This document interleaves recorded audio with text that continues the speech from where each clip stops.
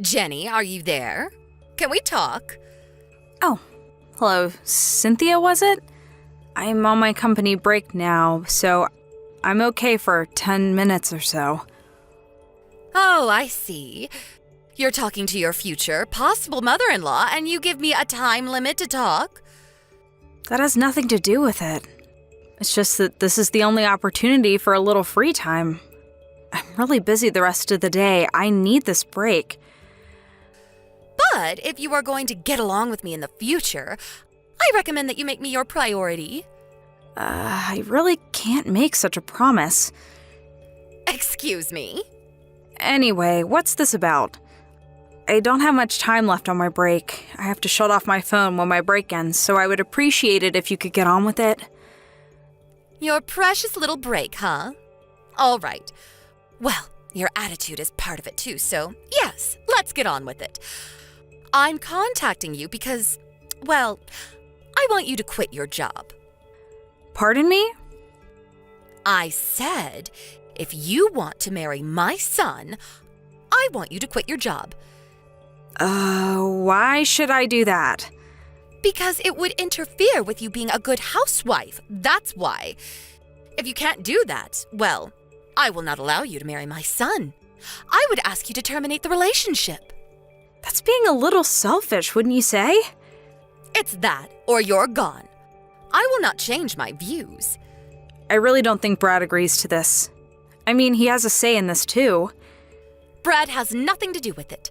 If I say no, he'll go along with it without question. Are you serious? Yes, of course I am. I know my son. Brad has always been obedient. He cares for his mother and father. Although I was surprised that he picked a woman like you. But I'm sure you talked him into all this.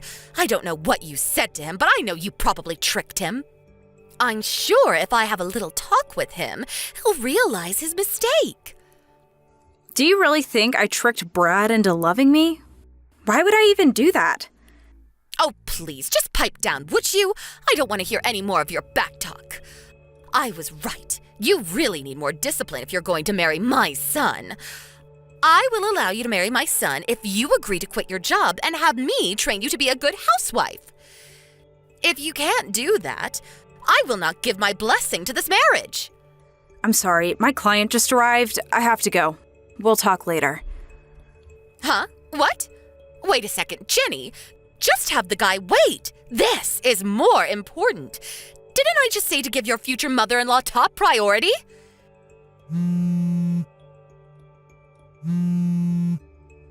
Jenny, pick up. You will regret treating me like this.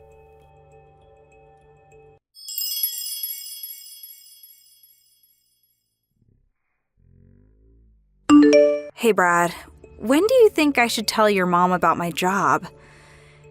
I'm not sure. I guess it all depends on your dad's situation. Hey, did Mom contact you and say something? Yeah, she said if I didn't quit my job, she wouldn't allow me to marry you. Wait, what? Maybe you should take a look at my line conversation with her today. Probably way faster. I'll send that portion to you. Alright, go for it.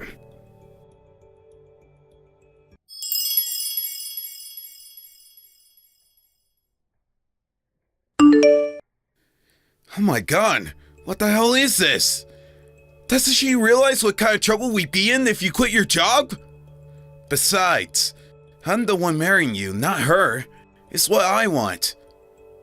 Thanks for that, Brad. Makes me feel way better. But no matter what she says, there's no way I'm going to quit my job. Or should I say, it's impossible.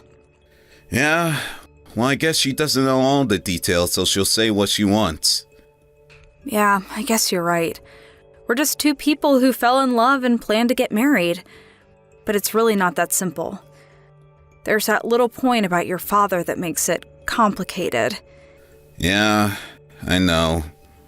I really didn't want to tell my mom about it so soon, but she brought up the thing about introducing this girl. My mom, the great matchmaker. She was always trying to introduce me to one prospective wife or another. Anyways, It all depends on my dad, I suppose. Maybe we should sit down with your dad sometime soon and discuss this. What do you think? Yeah. Maybe we have no other choice. The situation between you and Mom is getting way out of hand. Probably better to straighten this thing out ASAP. Yeah, let's do that. Thanks, Brad.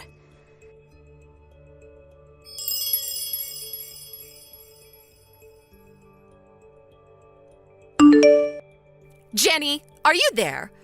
Or are you on your break and you can't talk? Just so you know, I called your office and told them that you'll be retiring from the company. Excuse me? I recently came into some interesting information. Apparently, you work for a company that does business with my husband's company. Is that true? Where did... This makes everything way easier. I told them all the negative aspects that I learned about you ever since Brad brought you home.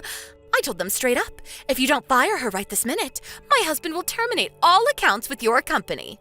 Hold on a second. What did you just say? What's going on? Mother? Why go so far? My husband's company is one of the biggest and most influential companies around here. I figured your company was a mere subcontracting company, and you're just a lowly desk clerk.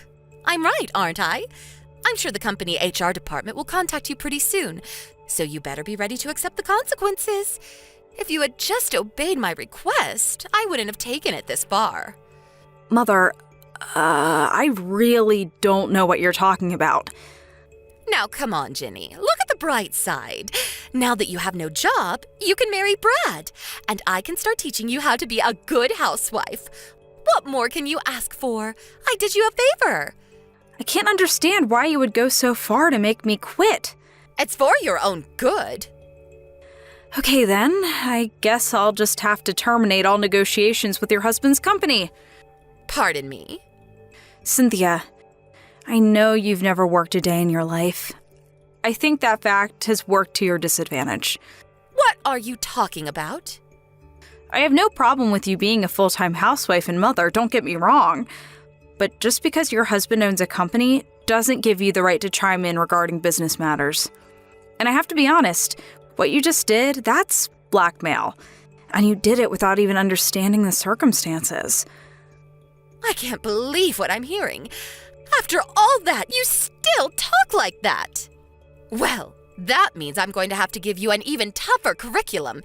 You better be ready for lots of sleepless nights. I think it's going to be you who won't sleep well moving forward. Excuse me? I'm not sure how you'll take this. Will you just sulk and give up, or will you deem this as a lesson learned and change your ways? Which will it be? It's all up to you, Cynthia. I'm sorry, but I have no idea what you're talking about. I can't understand you, Jenny. Why can't you make a little bit more sense and accept who you are?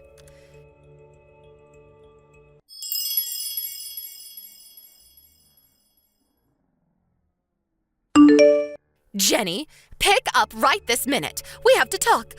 What am I going to do? My husband just asked me for a divorce. He said that in order for the company to avoid bankruptcy, I'm an impediment. He said I would drag the company down. On top of that, he said that you're the CEO of the company my husband is working with. That can't be right, can it? Apparently, your company is way bigger and more influential than my husband's. Yes, that's right. I really hate comparing our respective companies. You know which is bigger or more influential. We all have our good points and bad points, but your husband's company is currently on the verge of bankruptcy. And with the loss of a major client, that may be inevitable. Why? Why did things end up this way? I would ask you the same question, Cynthia. Why? I really don't know. It's because you've been obsessed with status. Brad was slated to take over from your husband someday as president. You figured you were the head of the family, as if you were the first lady, so to speak. You even used the employees of the company as your own personal staff, ordering employees to pick you up in the company car and take you shopping or to a luncheon with friends. I heard you even had employees come to your house to clean up and cook. Some even complained that you yelled at them, demanding that they take priority for you rather than the company. As a result, several key employees ended up resigning. The company was left with an inadequate workforce. They were not able to continue projects that were prematurely postponed due to the resignation of some of those key project managers. Well, subsequently, it had adverse effects on some of the company's major projects. But I was only trying to... Many of those major clients had no other choice but to terminate their contracts due to lack of progress. That's where my company stepped in. We looked over the finances and future potential of the company and decided to acquire the company. Simply put, we bought you out. Bought us out? You mean your company purchased my husband's company? You own our company? Yes. I won't get into the details regarding the negotiations, but some aspects of your husband's company, such as experience and connections in the industry, would be an advantage to us. Your husband made the decision to sell the company to us rather than see it go bankrupt. I think it was a very hard decision for him, but it was the right one in my opinion. Bankrupt? Bought out? What's going on? I'm sure your husband kept this all from you because he knew you would do something stupid to disrupt negotiations. He kept that from me? I'm sure you noticed that company employees have ignored your requests lately. Your husband already puts the gears into motion. It was only a matter of time before he was no longer the owner. So he told his employees to pay no attention to you, to just ignore you. He did that? We conducted negotiations numerous times over the last several months. It involved your husband, Brad, who was slated to take over the company, as well as me and my top executives. In the end, your husband opted to sell the company rather than see it go bankrupt. As for Brad, we decided that he would take over as vice president of the newly formed company, a subsidiary of my company. Brad is going to be vice president of this company? And who's going to be the CEO of this company? That would be me, for now. Well, it should be Brad! That was not solely my decision. It was voted on by the board of members, a sound business strategy. Well, during this time, Brad and I started seeing each other on occasion. First, it was all business, but gradually we got to know each other. Well, you know the rest. And that's where we are right now. If that's the case, could you talk to my husband and ask him to rethink this divorce? You want me to persuade him? Yes, that's right. It's the least you can do for me. If you do that, I'll let you work for however long you want, and we can forget all about that housewife training, and I'll give you permission to marry my son Brad. What do you say? I don't need your permission to keep working or to marry Brad. I'll do as I please. Pardon me? How could you say that? I wish you would get this through your head that you have no power to change any of this. Please, Jenny, don't be that way. Listen to me.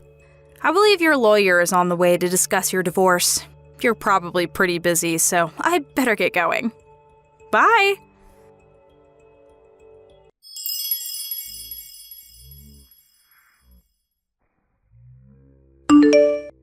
Two months later, we welcomed some new staff members to our company.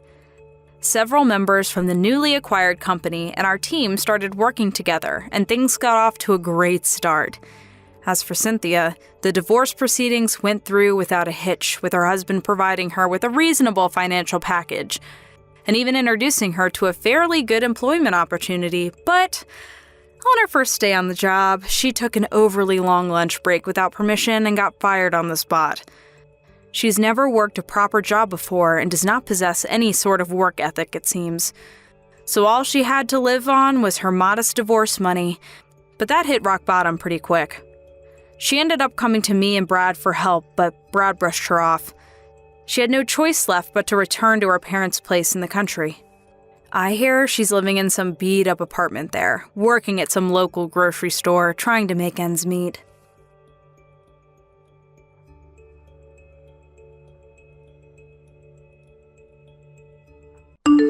Thank you for watching. Please subscribe and hit the like button. See you next time.